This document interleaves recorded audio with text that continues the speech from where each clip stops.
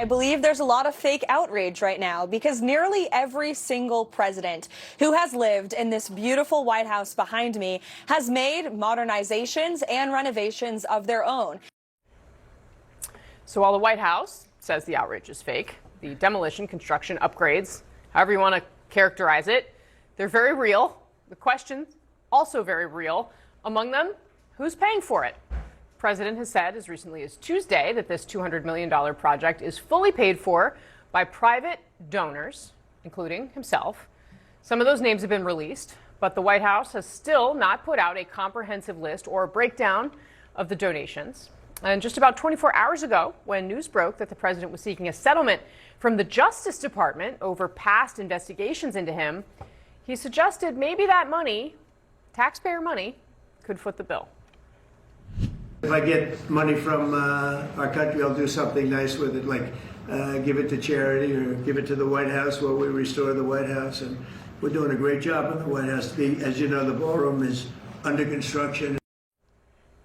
So there's an element to this mansion makeover that we're seeing. Unity, Democrats mostly outraged, and Republicans, for the most part, taking a different approach. What about just uprooting this is an iconic building? Manu, I will just say this. I made this point yesterday, that I hear all of a sudden from my liberal friends that they're very concerned about our history. Really, these are the same people who tore down every statue they could get their hands on in the last 4 years. Christopher Columbus, Thomas Jefferson, Theodore Roosevelt. They didn't have any concern for history then. Now all of a sudden they're like, oh, the facade of the East Wing is iconic. Oh, give me a break. I mean, give me a break. All right, let's get off the sidelines, head into the arena. My panel is here. CNN legal analyst Elliot Williams, Republican strategist and pollster Kristen Soltis Anderson, former Democratic Congressman of South Carolina Joe Cunningham, and Republican strategist, former Trump campaign advisor David Urban. We're also joined by the author and journalist Kate Anderson Brower. She's written several New York Times best-selling books about the White House, among other accolades. On the left side of your screen, we are joined by our arena text chain with additional analysis from some of our top reporters and contributors. And Kate Anderson Brower, before we dig into the politics of this, I wanted to bring you in to give us a sense of what is gone, right? Because we're now understanding that essentially the entire East Wing is to be demolished, that was shown in some of the renderings that the White House had released over the summer. But of course, it was overlooked in many ways because the president had gone out and said, well, it's just going to be nearby. It's not going to be overtaking the East Wing. If the East Wing is gone, what does that mean? What has gone with it? Well, it'll mean the First Lady will have no place to work. Her staff will have no place to work inside the White House itself. They'll be probably working in the Eisenhower Executive Office building. But it's heartbreaking, I think, to see those images of the East Wing being demolished because it is so symbolic of the president's spouse and the already limited role that a president's spouse has. The White House is a presidential home. It's not a palace. And so I think people are up in arms because it's going to be very lopsided to have a 90,000 square foot addition on a 55,000 square foot house. So it's essentially twice the size, or almost twice the size, as what will exist there. That's remarkable. Can you walk us through, what history was in this part of the building? When people say that there should have been more input from historians or others, what's there that's now been destroyed? Well, it's been where the First Lady has worked since 1977. It's where Rosalind Carter started going to the East Wing every day. Before then, even Eleanor Roosevelt worked from the residence. But, when Michelle Obama was First Lady, there was a staff of upwards of 20 people there. She and Dr. Biden would go to their offices all the time. I know that I spoke with one of Dr. Biden's aides who said even after the first Trump term, so much of the East Wing offices had been given over to the military who had made SCIFs there. So a lot of Dr. Biden's staff already worked in the Eisenhower Executive Office building, which is difficult when you're trying to write speeches and craft memos. But Teddy Roosevelt created the East Wing and Franklin Roosevelt expanded it to cover up in construction of the presidential bunker during World War II. But it's an important symbolic part of American history. And that is why I think people are so up in arms seeing it bulldozed like this. Yeah. So let's talk about this. David Urban, it does seem that while obviously not up in arms, but Caroline Leavitt is out there, saying this outrage is fake.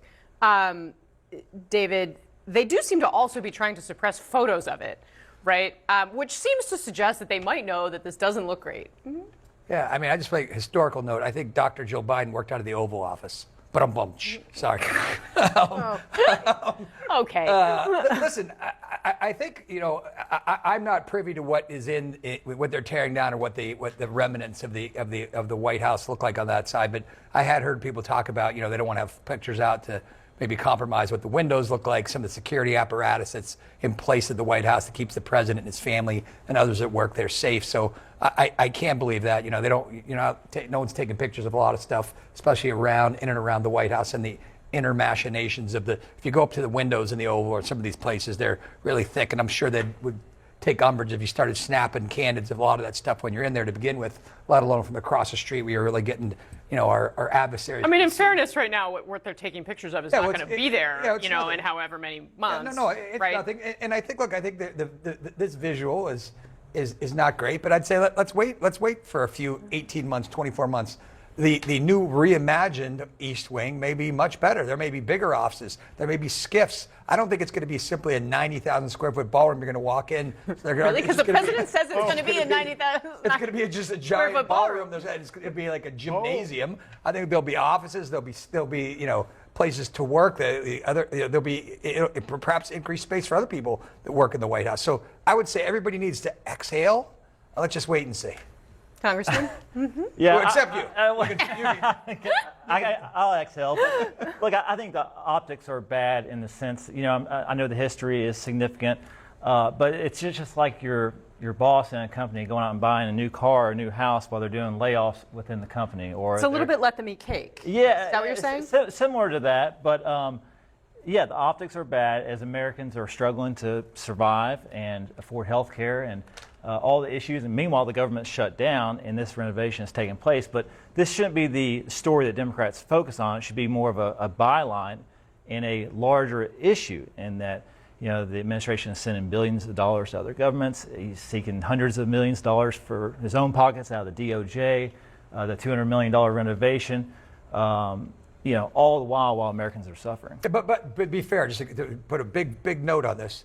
$200 million is donated to the National Park Service, right? It's not going to Donald Trump. It's going to the Park Service, which is then using the money to do this construction. So it's not like Donald Trump sit with a checkbook or anybody in the Trump campaign has a checkbook.